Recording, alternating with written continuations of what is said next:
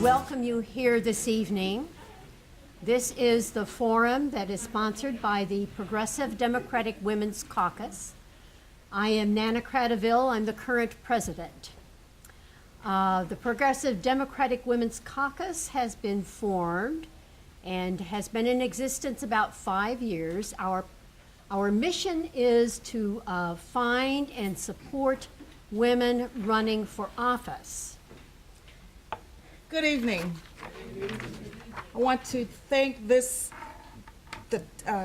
Progressive Democratic Women Club for inviting me here to talk to you guys about something that really excites me a great deal, and that's consumer outreach and education as it relates to the Affordable Care Act and the implementation of that act in our state so that it could be implemented in the most effective way for the end users, the consumers. That's what I care about. I will start with the first slide, and it's basically healthcare reform moving forward, and that's where we are now. If I could make that move really fast, I would do that to simulate how fast it is moving forward. And so your getting engaged is critical as soon as possible. A lot of people, we still find, in spite of all kinds of things, people don't really know what the Affordable Care Act is and what health reform is all about.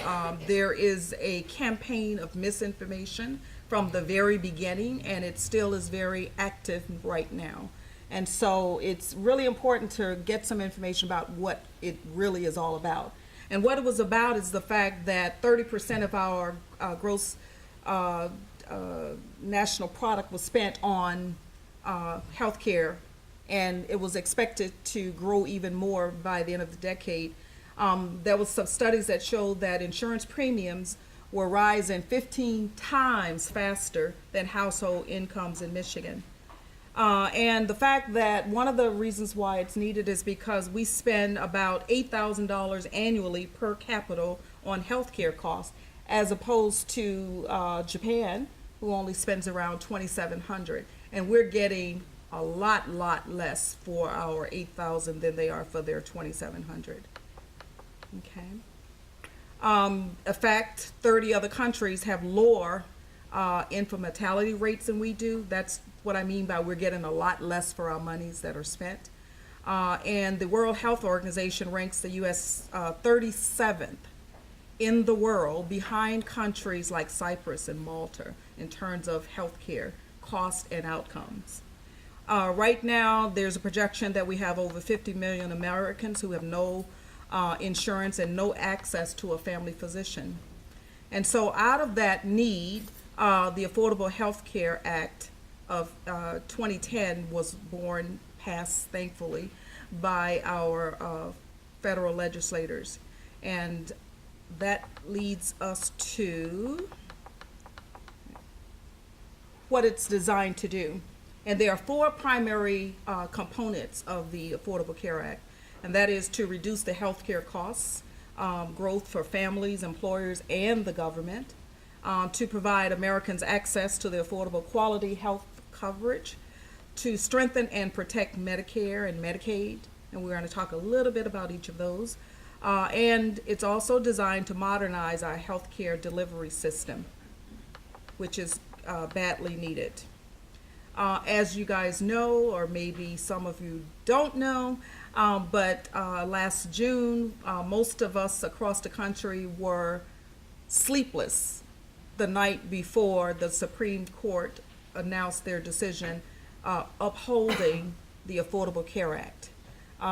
Literally, there were people dancing in the street when it was announced because no one expected it to be upheld in the way that it was, pretty much intact with the exception of the Medicaid expansion component. So what does this mean to Michigan and the rest of the country? There's an estimate of about 500,000 new Medicaid enrollees for the state of Michigan. And this expansion, the Medicaid expansion, it will pay 100% by the federal government for the first 3 years, and then that'll go down to 90% from each year thereafter. So to get 500 new members, our neighbors, enrolled in Medicaid through an expansion, again, it will not cost the state of Michigan a dime for the first 3 years. And in fact, I'm going to tell you later about what Michigan expect to get in terms of costs or increase in income.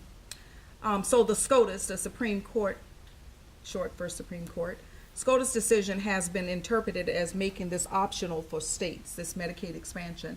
And really, it's not optional, but they can't be penalized for not doing it. And is it optional for us not to insure 500,000 people when we can at no cost?